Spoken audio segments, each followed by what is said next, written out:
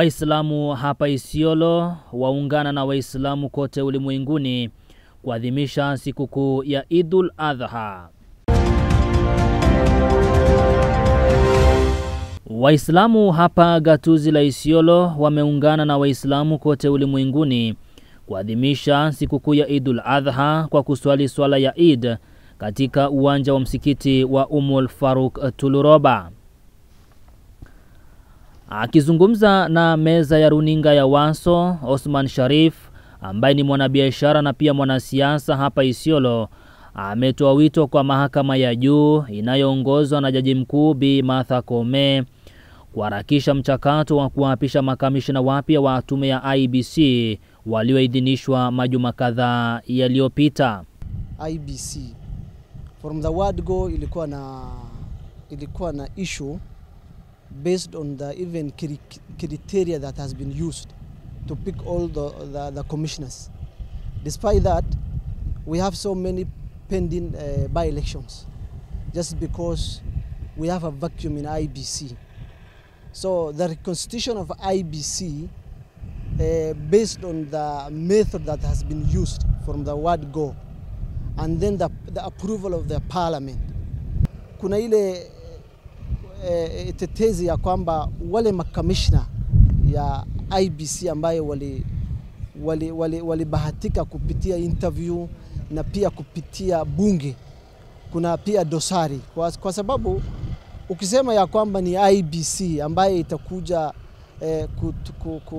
kuendesha shughuli ya uchaguzi kwa njia ya haki na uhuru, na ili hali utauzi wao iko na dosari, hiyo uchaguzi sidhani ya kwamba itakuwa ni uhuru na ya haki.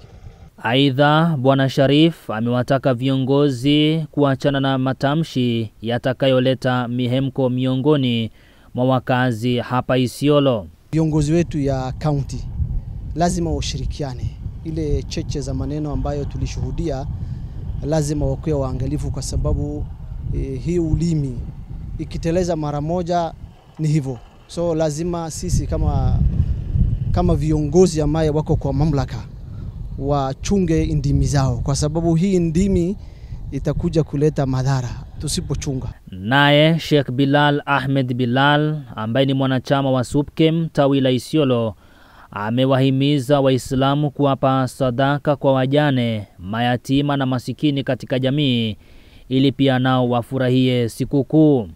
Leo tuko na furaha. Kwanza tumesali Eid al-Adha, Eid kubwa, tumesali kwa mashallah salama, tumemaliza ibada yetu.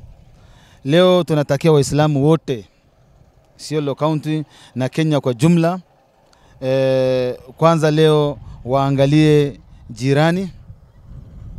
jirani yoyote aina tofauti, ikiwe Muislamu, ikiwe Mkristo, ikiwe mpagans, kila tunaomba Waislamu leo waangalie jirani.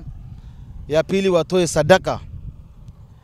Tunahimiza Waislamu leo ni siku ya kutoa sadaka, kutoa mama ambaye kwamba hana bwana, mtoto mjane, watoto yatima, waangaliwe vizuri. Leo ni siku ya Eid, siku ya furaha.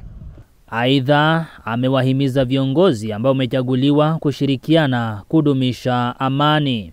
Tunaomba viongozi wa Isiolo washikane pamoja, kwa sababu hii tuko na hii county peke yake. In case serikali ikidissolve hii county, hasara ni yetu.